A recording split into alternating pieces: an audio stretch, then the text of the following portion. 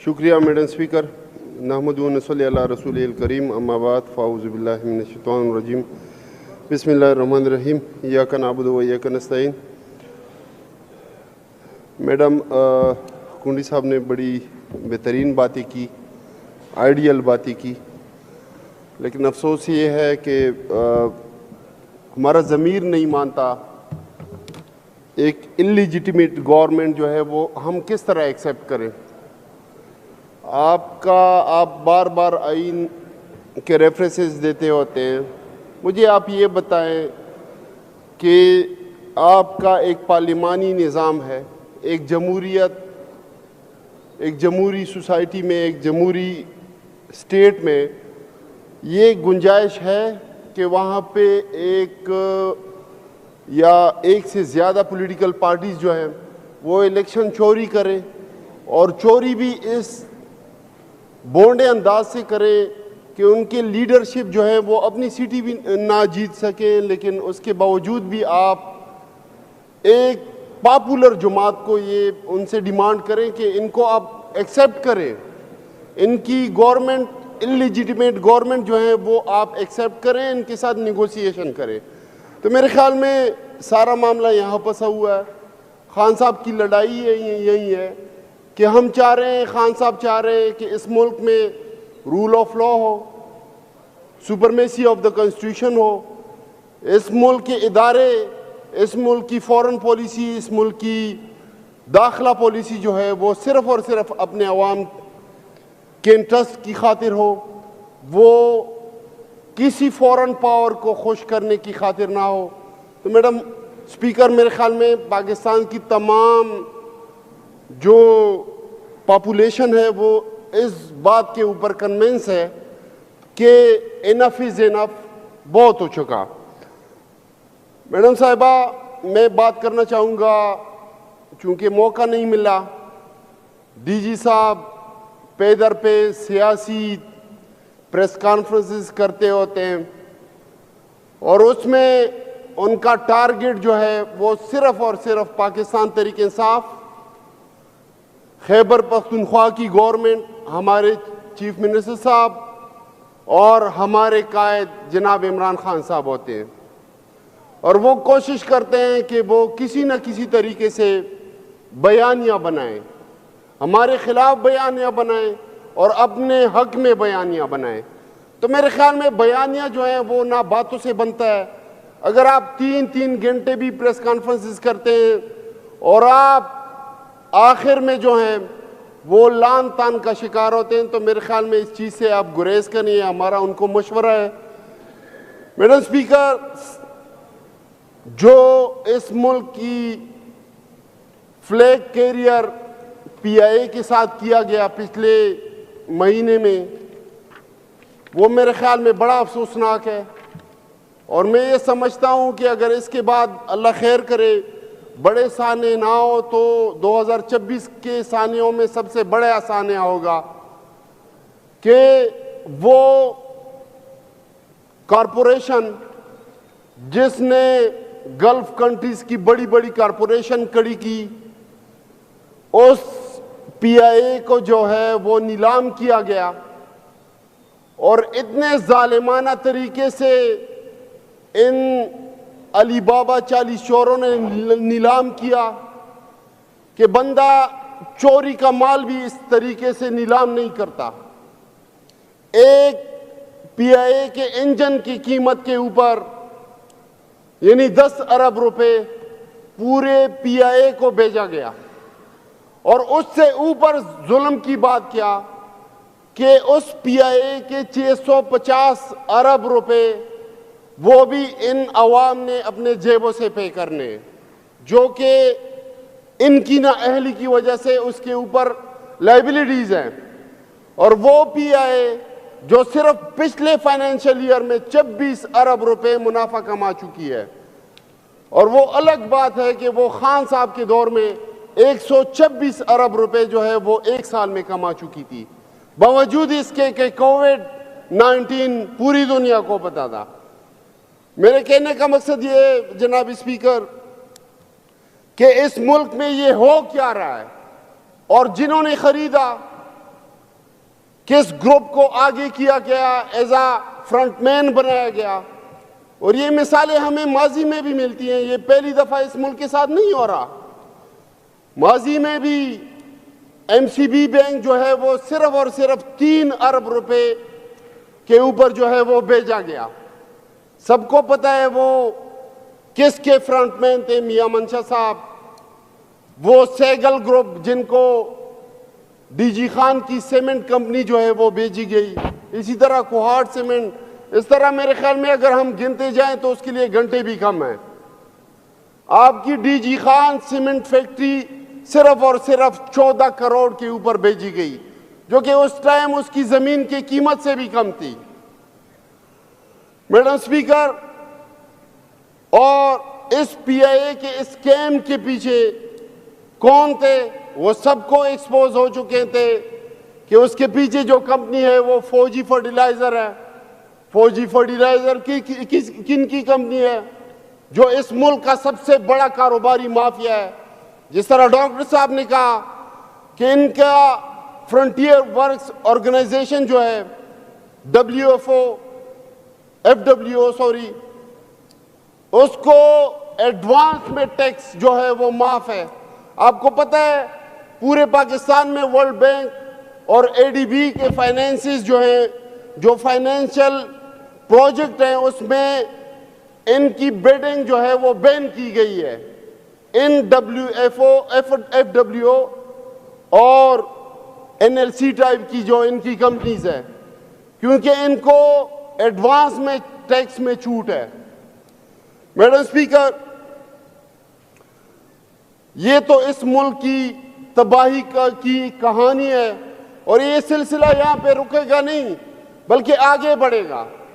आप मुझे ये बताएं कि पीआईए को इस नहज पे किन्होंने पहुंचाया? वो इन्हीं टाउट सियासी पार्टियों ने या इन्हीं डिक्टेटर्स की गवर्नमेंट ने पहुंचाया। पीआईए की हिस्ट्री आप देख लें, वो प्रॉफिट में था। पीआईए को 90s में तबाह किया गया और 2008 से 2018 के 10 साल दौर में जिनकी हुकूमती सबको पता है फेडरल गवर्नमेंट, उन अदवार में जो है इन 20 सालों में तबाह किया गया। वो किस तरह कि पूरी दुनिया में एक स्टैंडर्ड है कि एक जहाज के पीछे या एक जहाज के ऊपर 60 से 70 क्रू मेंबर होते हैं। इन्होंने एक एक जहाज के ऊपर 700 से लेकर 1,000 बंदा भर्ती किया। तो अगर वो कॉरपोरेशन डूबेगा नहीं तो क्या करेगा? मैडम स्पीकर, मैं एजेंडे पे आना चाहता हूं। इनको बड़ी तकलीफ होती है जब इनके करतूत आप इनको याद दिलवाते हैं, जब लोगों के साथ मजालिम इनको याद दिलवाते हैं। Madam speaker, law and order के ऊपर बात करने से शुरू करने से पहले मैं चाहूंगा कि डीजी साहब ने जो शौक का इजहार किया अपने प्रेस कॉन्फ्रेंसेस में कि पाकिस्तान तहरीक इंसाफ वाले जो हैं वो दहशतगर्दों के दोस्त हैं, इनके ऊपर हमले नहीं होते, तो पाकिस्तान तहरीक इंसाफ रिकॉर्ड के ऊपर है कि कितनी शहादतें वो दे चुकी है, चाहे वो शहीद फरीद MPA की शक्ल में हो, चाहे वो शहीद इमरान MPA की शक्ल में हो, चाहे वो हमारे करंट MPA है और हमारे पॉपुलेशन के जो चीफ मिनिस्टर साहब के स्पेशल असिस्टेंट रह चुके हैं, मलक लियाकत साहब हो गए, उनके ऊपर जो खुदकश हमला था, कातिलाना हमला, और अभी रिसेंट जो हमारे अनवर ज़ैब साहब और डॉक्टर हामिद साहब के ऊपर हो चुके हैं। ये मैं आपको सैकड़ों हमले जो है वो गिनवा सकता हूँ, लेकिन मेरे ख्याल में हमें अवाम को बताने की ज़रूरत नहीं है इन चीज़ों का।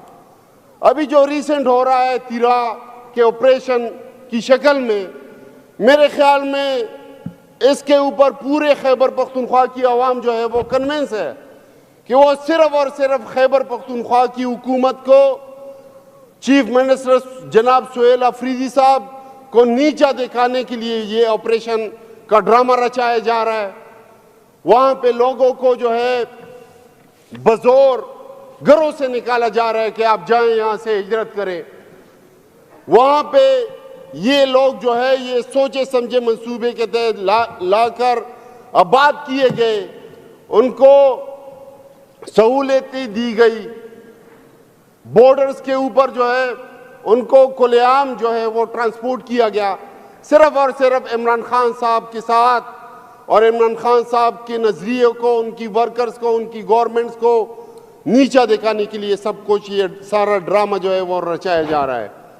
तो मैडम स्पीकर साहब, तीरा ऑपरेशन जो है वो ना हम उसकी इजाजत देते हैं, ना कभी इजाजत देंगे कहीं पे ऑपरेशन।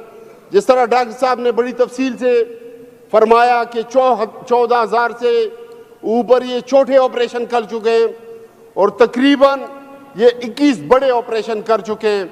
इनकी 5 डिवीजन आर्मी सिर्फ नॉर्थ वजीरिस्तान, साउथ वजीरिस्तान और मुख्तलिफ जगहों पे यहाँ पे जो है वो डिप्यूट है। उसके बावजूद कुंडी साहब का अपना हल्का है, मुझे खुशी होती कि ये उसके ऊपर बात करते, ये इस चीज़ के ऊपर बात करते कि बावजूद इसके कि इतनी बड़ी तादाद में हमारी लॉ इन्फोर्समेंट एजेंसीज जो है वहाँ पे डिप्लॉयड हैं, वो ऑपरेशन अलाउंसेस ले रही हैं, लेकिन उसके बावजूद वहाँ पे लोगों का जीना हराम किया हुआ है और चंद सौ लोग इनसे संभाले नहीं जा रहे और उनको खुली छूट दी हुई है। और जो उनके खिलाफ बात करते हैं तो उनको जो है वो इस दुनिया से जो है इस दुनिया में उनका जीना तंग कर देते हैं। तो मैडम स्पीकर साहबा, मैं इंतहाई अफसोस है हमें कि इस मुल्क में बाकी भी काफ़ी मसाइल हैं और वो खड़े होते हैं और इस 3-3 घंटे जो है वो पाकिस्तान तहरीक इंसाफ, इमरान खान के ऊपर और खैबर पख्तूनख्वा की गवर्नमेंट के ऊपर वो बातें करते होते हैं। हमारी तमाम अवाम जो है इस बात के ऊपर कन्विंस है कि ये मुखा का एक ड्रामा रचाया जा रहा है, ये ऑपरेशंस के नाम पे, ये बाकी मामलात के नाम पे। हमें बिल्कुल ये चीज़ें काबिल कबूल नहीं। हमारे साथ 2 कदम के ऊपर पंजाब है, वो भी हमारे भाई हैं, लेकिन वहाँ पे पिछले 20 साल से अमन अमान है और यहाँ पे आप 2001 से ऑपरेशन के ऊपर ऑपरेशन के ऊपर ऑपरेशन करते जा रहे हैं और उसका कोई जो है वो नेट शेल और रिजल्ट नहीं निकलता। तो हमारा मुतालबा है कि फौरी तौर पे एक्शन इन एड ऑफ सेवल पार में इस सूबे ने आपसे वो मैंडेट छीना है जो आप यहाँ पे ऑपरेशन करते होते हैं, आप बिल्कुल इलिजिटिमेट हैं। खैबर पख्तूनख्वा की प्रोविंशियल गवर्नमेंट की कैबिनेट ने मुतफिका तौर पे एक्शन इन एड ऑफ सेवल पार जो है आपके यहाँ पे ऑपरेशन और ऑपरेट करने के राइट जो हैं वो विड्रा हमने कर लिए। आपको कोई अखलाकी जवाज नहीं कि आप यहाँ पे ये ड्रामे रचाते होते हैं। ये मुल्क आपके बाप का नहीं है कि आप इसमें फैसले करते होते हैं। आईन के मुताबिक सियासी पार्टियां, सियासी हुकूमतें जो हैं ये असम्बली अपने बच्चों का, अपने अवाम का जो है मुस्तकबिल का या यहाँ पे जो भी मामलात हैं उसके फैसले करेंगे। इसका किसी को हक नहीं है। मैडम स्पीकर, यहाँ पे बात की गई पाकिस्तान तहरीक इंसाफ के नेगोशिएशन के हवाले से, तो मैं ये बड़ा वाज़ेह करना चाहता हूँ इस फ्लोर के सामने कि खान साहब ने ऑलरेडी मैंडेट दिया हुआ है, लेकिन जिस तरह इनको तकलीफ है, खान साहब के केस जो हैं वो पिछले 1 साल से वो हाई कोर्ट में नहीं सुन रहे। खान साहब के साथ यहाँ तक कि लीडरशिप तो आप एक साइड पे रखते, हालांकि अखलाकी हक बनता है, कानूनी हक बनता है, आईनी हक बनता है हमारे चीफ मिनिस्टर साहब का, खैबर पख्तूनख्वा की हुकूमत और खैबर पख्तूनख्वा की लीडरशिप का, कि वो अपने कायद जिसके नाम के ऊपर लोगों ने हमारे ऊपर, हम सब के ऊपर, हमारी पार्टी के ऊपर, हमारी हुकूमत के ऊपर जो है वो एतमाद किया, हमें मैंडेट दिया, हमें उन तक एक्सेस नहीं दी जा रही। जानबूझ के जो है खान साहब के साथ मुलाकात के ऊपर पाबंदी है, उनकी बहनों के साथ क्या कुछ हो रहा है, वहां पे उनके ऊपर तेजाब मिला पानी जो है वो फेंका जा रहा है। क्या ये ह्यूमन राइट्स नहीं है? क्या हमारी यहाँ पे बहनें जो अपोजिशन से ताल्लुक रखती हैं वो इसके ऊपर बात नहीं कर सकती? क्या वुमेन राइट्स जो हैं वो कहाँ चली गई? इनके वुमेन राइट्स कहाँ चली जाती हैं? तो मेरा मुतालबा है कि खान साहब के साथ फिलफौर जो है मुलाकात जो है वो आज़ाद की जाए, उसकी इजाज़त दी जाए। वो एक सियासी आमिना सरदार साहब, मेहरबानी करें, आप बैठ जाएं। ये थ्रू चेयर बात करिए, आप उसमें इंटरप्ट ना करें। मेहरबानी करके आपके सबकी तरह बोलने की वो ना करें ना, ये बात करें दूसरे पे। नहीं, आप, ये मेरा काम है ना कि थ्रू चेयर बात करें। आप तो हर किसी के जिम्मे वो उठा रहे हो, ऐसा ना करें। शुक्रिया मैडम स्पीकर साहिबा। मैडम स्पीकर साहिबा, आखिर में मैं कुंडी साहब से, तमाम पॉलिटिकल पार्टी से, चाहे हालांकि इनको भी पता है कि ना ये लेजिटिमेट गवर्नमेंट्स हैं इनकी, फेडरल गवर्नमेंट, ना पंजाब गवर्नमेंट, ना इवन सिंध गवर्नमेंट, ये इलिजिटिमेट यहाँ पे बैठी हुई हैं। ये इस मुल्क में ना रिफॉर्म्स चाहती हैं, ना सिस्टम की ओवरऑलिंग चाहती हैं। ये चाहते हैं कि ये सिस्टम इसी तरह रहे, क्योंकि मुझे जो अंदाज़ा है एज अ पॉलिटिकल वर्कर कि इस सारे मामलात में ये जो पिछले 3 सालों से हो रहे हैं, रिजीम चेंज से लेकर अब तक, इसमें कभी भी पाकिस्तान पीपल पार्टी जो है वो क्राइम पार्टनर ना बनती। लेकिन मुझे जो अंदाज़ा है कि ये बेचारे जो है ये कन्विंस है इस बात के ऊपर कि हम कभी भी अवामी ताकत से इक़्तिदार में नहीं आ सकते। ये बिल्कुल क्लियर, क्रिस्टल क्लियर जो है ये कन्विंस है कि हम कभी भी इक़्तिदार में नहीं आ सकते। तो इसीलिए अपने पैसों के एम्पायर्स, अपने पॉलिटिकल डायनेस्टीज, अपनी फैमिलीज पॉलिटिक्स जो इनकी है उसको बचाते हुए इन्होंने इन बूटों का सहारा लिया। लेकिन मेरे ख्याल में इनका तमाम शो जो है वो फ्लॉप हो चुका है। वो आप सब अवाम जो है वो देख चुके हैं। हज़ारा में हम उन लोगों का भी शुक्रिया अदा करना चाहते हैं। मेरे अपने ज़िले में हम सिर्फ 3 दिन के नोटिस के ऊपर 50,000 लोगों ने जलसा जो है वो उसमें शिरकत की। चीफ मिनिस्टर साहब जब आए तो मेरे कहने का मकसद ये है कि अभी भी इनके साथ मौका है, ये होश के नाखून ले। इस मुल्क को, इस अवाम को इस इनकलाब से अभी कोई नहीं रोक सकता। आप इसको डिले तो कर सकते हैं, आप हमारे इस जदोजहद को दबा नहीं सकते। आप खान साहब को कभी भी सरेंडर नहीं कर सकते। इंशाल्लाह हम आपके सामने खड़े हैं।